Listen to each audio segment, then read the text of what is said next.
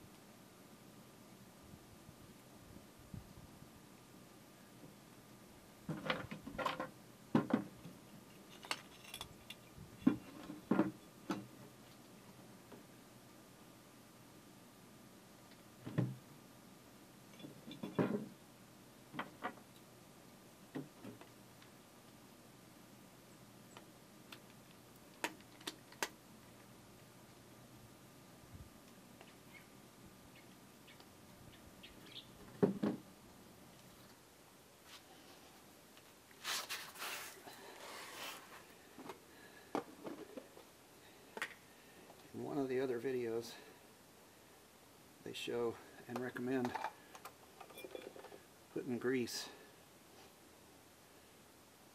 inside here.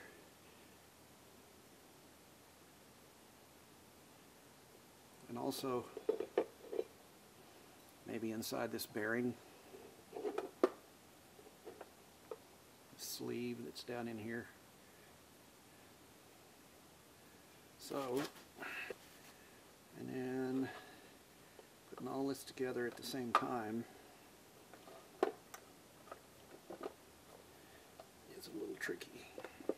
I don't know if I mentioned there's a key right here that this fits in, and then there's a little black piece here that is I don't know, guess it's a dust cover, but it goes in, and there's a round cutout right here that this edge of this solenoid fits in. So putting this in is a little fun.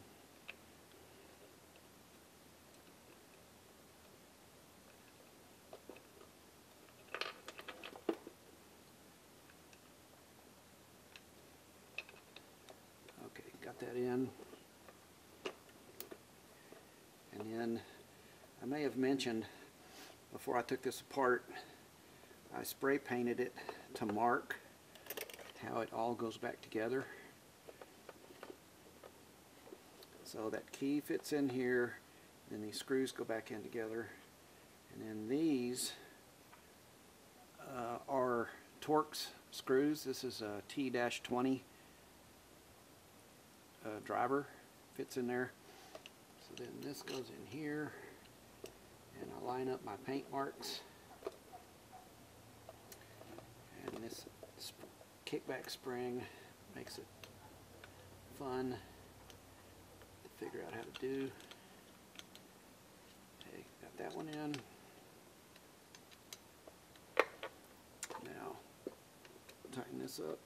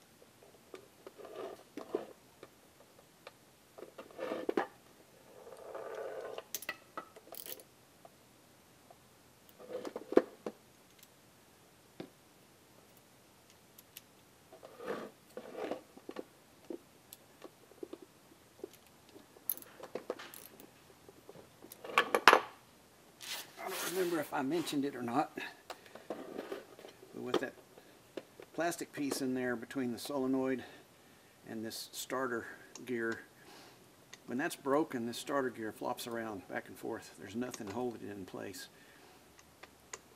And now with that piece in there and the solenoid all back together, that solenoid is not pulled in electrically, and so that plastic piece is holding this out of the way of where the flywheel goes.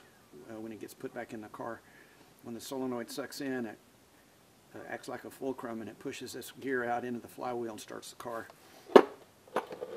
The other thing, in order to make it a little easier to take apart, I took this wire and lug off of this side of the solenoid.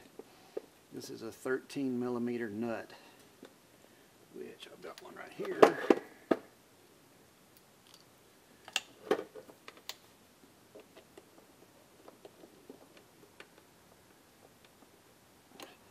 Okay. And when I get it back up in the car, there's a wire that goes on this lug here. So that all happens underneath the car. So that's where I'll see you next. The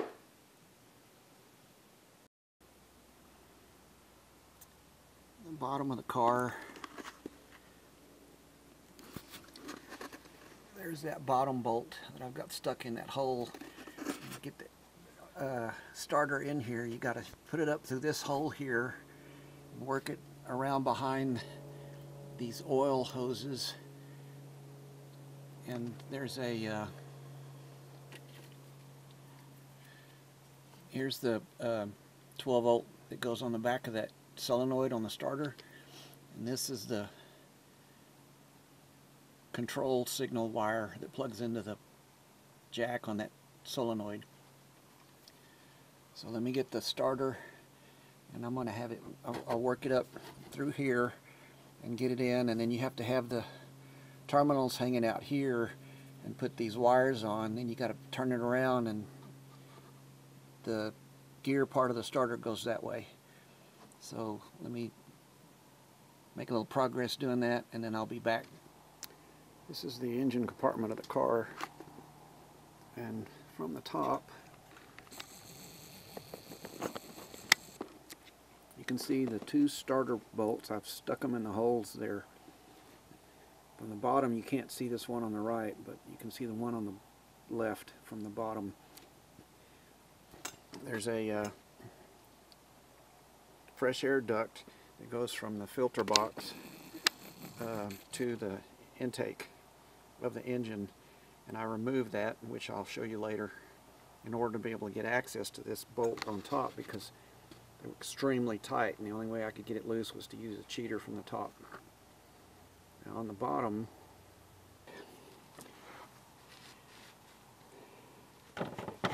Somehow I've got to figure out how to get this thing up in here.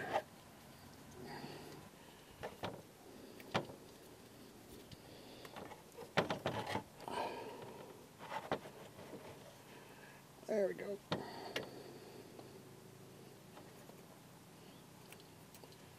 So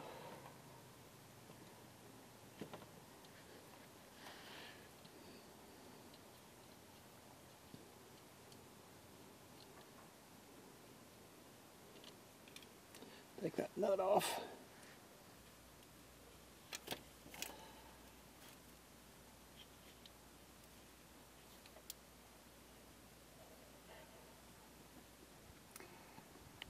Well, I'm going to have to apologize because getting this starter up in right here turned out to be more fun than I was willing to deal with while trying to figure out how to video it. So I apologize. To get it in there, I had to work it up through here. I took this bolt had to come out, and that allows these hoses to move just slightly. And there's a clip right here for this hose, and you can pop that out. And then this is the bottom screw that holds the starter on, and the top screws over on top. I'll get up on the top of the engine and show you that in a minute. But the trick is getting that starter up in this area here, and it sits down on these hoses upside down, and have to put the wires back on it, and then having to turn that thing around and reroute it up in here and get it around so that it's up there. And then once that's done, starting this bottom screw was not that difficult. Starting the top screw was a little more fun, and I just didn't get around to videoing it. But it can be done. I did do it. It does start. It does work. Now I gotta go put the plastic air dams all back together. Okay, I said I was going to show you the top bolt, but in order to make room down in here to be able to get to that top bolt, I took this air duct out. It's real easy to do. One screw here, take this hose here off, take this hose here off, and then there's a screw down here. Once those are all loose, you can finagle this duct out of the way, and that gives plenty of room to get a wrench down there and get on and off of that screw to the top of the starter. You just can't see it. Anyway, I'll go down the bottom of the car and put the air dams back on. Okay, on these plastic air dams, at the back of them, there's a notch, and that goes up on the frame. And then at the front, there are two stabs, plastic stabs, and you can click them up in the holes on the frame and hold it in place while you put all these screws in place. The one on the other side has the same notch in it, and it's got a little stab over there on the front of it too.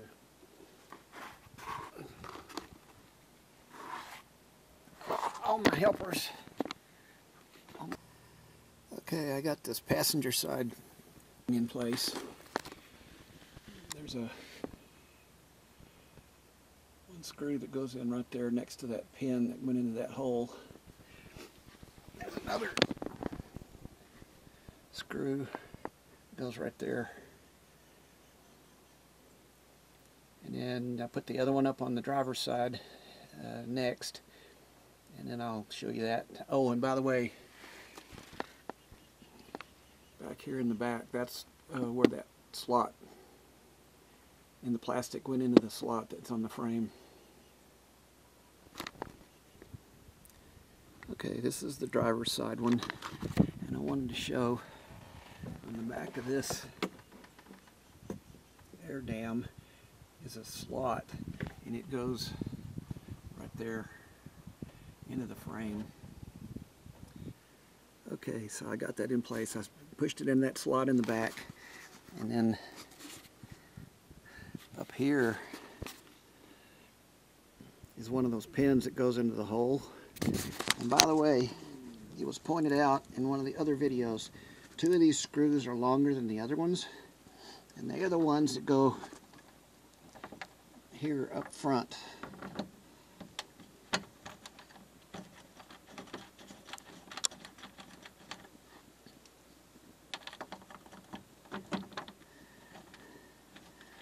So that'll hold that up. And then there's some bolts that go 1 or 2 along the edge here between the 2 pieces of plastic. And then there's one in the back there. So I'm going to put those in. And then there's a front air dam, which we'll get to in a minute.